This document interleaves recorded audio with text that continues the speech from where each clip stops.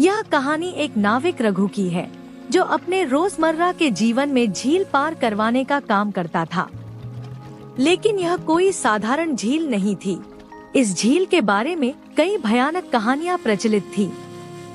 गांव के बुजुर्ग कहते थे कि इस झील में कई आत्माएं बसती हैं, जो इंसानों को अपने साथ ले जाती थी।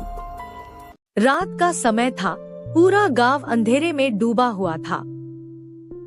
गांव के बुजुर्ग बाबा सोमेश्वर का घर, जहां कुछ गांव वाले बैठे थे, पास ही एक पुराना पीपल का पेड़ था, जिसकी टहनियां हवा में झूल रही थी, मानो कोई अदृश्य ताकत वहां मौजूद हो। रघु भी वहां बैठा अपने दिन भर के काम की बातें कर रहा था। लेकिन जब किसी ने झील का जिक्र किया, तो बाबा सोमेश्वर का चेहरा गंभीर हो गया। रघु बेटा, रात के समय झील में नाव मत ले जाया कर। वहाँ कोई है जो इंसानों को अपने पास बुलाता है। अरे बाबा, मैंने इतने सालों से इस झील में नाव चलाई है, कभी किसी भूत को नहीं देखा। बाबा ने धीरे से सिर उठाया। उनकी आंखों में अजीब सी चमक थी। देखा नहीं, इसका मतलब ये नहीं कि वो वहाँ नहीं है। तू अब तक बचा रहा, इसका मतलब ये नहीं कि हमेशा बचेगा। रघु को थोड़ा असहज हुआ, लेकिन उसने हंसी में टाल दिया। तभी बाबा ने और गहरी आवाज में कहा, अगर कभी रात के समय झील के बीचों बीच कोई दिखे, तो उसे नाव में मत बैठाना। क्यों बाबा? आखिर कोई रात को अकेला झील में क्या कर रहा होगा? वो जो दिखता है, हमेशा इंसान नहीं होता। हमने भी सुना है कि झील में कुछ अनहोनी होती है। रात के समय वहाँ से अजीब अजीब आवाजें आती हैं। अरे बाबा, आप सबकी बातें सुनकर लगता है जैसे मैं किसी भूतिया कहानी में जी रहा हूँ। भूत प्रेत जैसी कोई चीज नहीं होती। बाबा ने गहरी सांस ली, लेकिन उनके चेहरे पर चिंता साफ झलक रही थी। बाबा ने आखिरी बार रघु की ओर देखा और धीरे से कहा, तू माने या ना माने, पर ये झील शापित है। रात को यहाँ रुकना मत, और किसी अजनबी को नाव में मत बैठाना। रघु ने बाबा की बातों को हंसी में उड़ा दिया और उठकर चल दिया।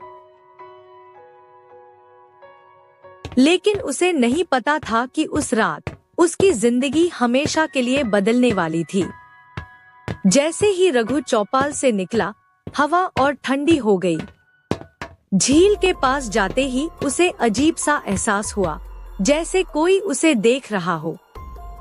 लेकिन उसने इन बातों को नजरअंदाज किया और अपनी नाव की ओर बढ़ गया। पीछे बाबा सोमेश्वर धीरे धीरे मंत्र बुदबुदा रहे थे, जैसे किसी अनहोनी को रोकने की कोशिश कर रहे हों। रात और गहरी हो चुकी थी। पूरा गांव सो चुका था, लेकिन झील के किनारे हल्की हल्की लहरों की आवाज सुनाई दे रही थी। आसमान में आधा ढका हुआ चांद झील के पानी पर अजीब चमक फैला रहा था। रघु, जिसने बाबा सोमेश्वर की चेतावनी को मजाक में उड़ा दिया था, अपनी नाव पर पहुंचा। उसने धीरे धीरे अपनी नाव को खोला और उसमें बैठकर किनारे से धीरे धीरे झील के अंदर जाने लगा। आज देर हो गई थी, इसलिए वह जल्दी से काम खत्म करके घर लौटना चाहता था। लेकिन तभी रघु नाव में बैठा ही था कि उसे झील के किनारे पर एक धुंधली आकृति दिखाई दी। कोई व्यक्ति सफेद कपड़ों में खड़ा था।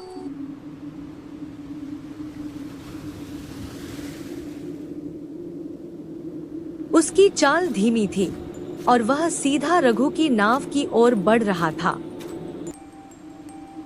अरे, इतनी रात गए कौन यहाँ आया है? जैसे जैसे वह आदमी करीब आया, उसकी शक्ल और अजीब होती गई। उसका चेहरा झुका हुआ था और कपड़े पुराने से लग रहे थे, जैसे कई दिनों से भीगे हों। मुझे झील के उस पार जाना है, रघु भाई। रघु को हैरानी हुई कि वह उसका नाम कैसे जानता है, लेकिन उसने ज्यादा ध्यान नहीं दिया। भाई, इतनी रात को उस पार क्या काम है? मुझे वहाँ जाना ही होगा। रघु को कुछ अजीब लगा, लेकिन उसने फिर भी उसे नाव में बैठने का इशारा किया। जैसे ही वह व्यक्ति नाव पर चढ़ा, नाव अचानक बहुत भारी महसूस होने लगी, जैसे उसमें बहुत ज्यादा वजन आ गया हो। लेकिन रघु ने इस पर ध्यान नहीं दिया और नाव खेने लगा। जैसे ही नाव बीच झील में पहुंची, अजीब घटनाएं शुरू हो गईं। हवा बहुत ठंडी हो गई। झील का पानी अचानक हलचल करने लगा, जैसे किसी ने उसमें कुछ गिरा दिया हो। नाव के आसपास हल्की हल्की फुसफुसाहटें सुनाई देने लगी। रघु को अचानक बहुत डर लगने लगा। उसने चुपचाप नाव खेना जारी रखा, लेकिन उसका ध्यान अब अपने यात्री की ओर था। उसने धीरे से अजनबी के हाथों की ओर देखा। वे बर्फ जैसे ठंडे थे। रघु की रूह कांप गई। भाई, तुम्हारे हाथ इतने ठंडे क्यों हैं? अजनबी ने धीरे धीरे सिर उठाया और उसका चेहरा देखते ही रघु की चीख निकल गई। अजनबी अब इंसान नहीं था। उसकी आंखों से खून की धार बह रही थी। उसका चेहरा पूरा नीला पड़ चुका था और वह बहुत डरावना लग रहा था।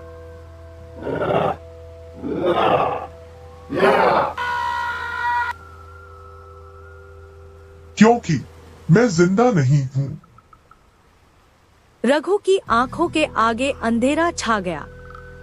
उसकी सांसें तेज हो गई। उसके हाथ कांपने लगे। वह अब भाग नहीं सकता था। नाव धीरे धीरे डगमगाने लगी। पानी के अंदर से अजीब आवाजें आने लगी, जैसे कोई उसमें से बाहर आने की कोशिश कर रहा हो। रघु ने नाव को किनारे की ओर मोड़ने की कोशिश की, लेकिन नाव अब उसके नियंत्रण में नहीं थी। पीछे से अजनबी की धीमी, डरावनी हंसी गूंजने लगी। घना अंधेरा, नाव डगमगा रही है। रघु की सांसें तेज हो चुकी थी। उसकी आंखों के सामने जो हो रहा था, उस पर यकीन करना मुश्किल था।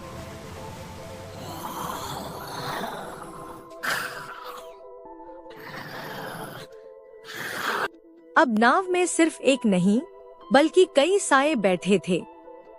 एक औरत जिसके बाल गीले थे, जैसे वह अभी अभी डूबी हो।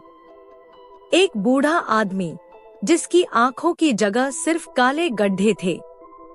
एक बच्चा जो धीरे धीरे मुस्कुरा रहा था, लेकिन उसकी मुस्कान में कुछ खौफनाक था। रघु घबराकर कांपती आवाज में, कौन हो तुम सब? हम वो हैं जिनका इस झील में अंत हुआ था। अब तुम्हारी बारी है, रघु।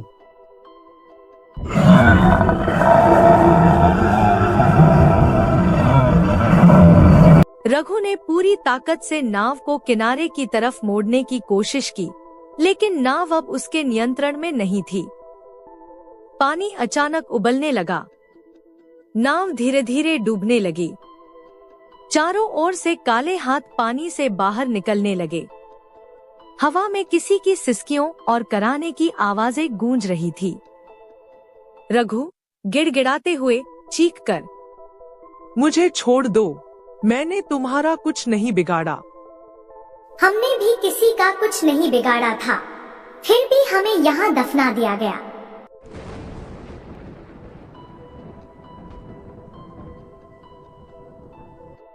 रघु अब नाव में अकेला नहीं था। कोई उसका हाथ पकड़ रहा था, कोई उसके कंधे पर था। रघु ने पूरी ताकत लगाकर नाव से कूदने की कोशिश की, लेकिन उसके पैर किसी ने पकड़ लिए।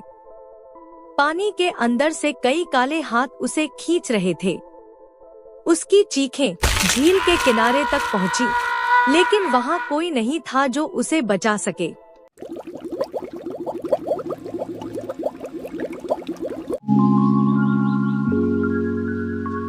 गांव वालों ने सुबह देखा कि रघु की नाव किनारे पर बंधी थी, लेकिन रघु वहां नहीं था। बाबा सोमेश्वर ने झील की ओर देखा और गहरी सांस ली। एक और नाविक इस झील का हिस्सा बन गया। गांव वालों ने झील के पानी पर एक अजीब परछाई देखी। रघु, जो अब इंसान नहीं था।